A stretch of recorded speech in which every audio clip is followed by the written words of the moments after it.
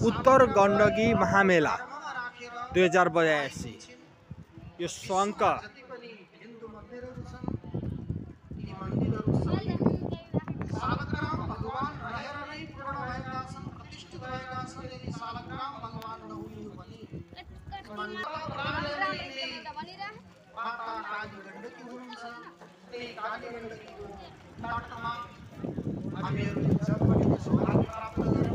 एक 108 धारा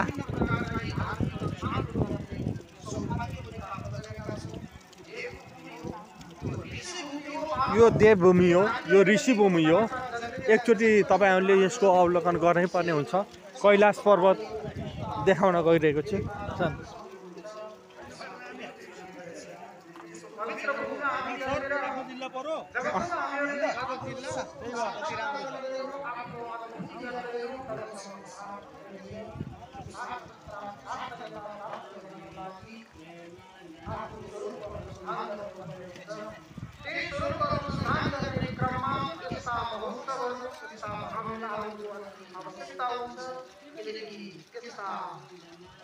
यो नन्दीको मन्दिर बन्दैछ प्रतिमा।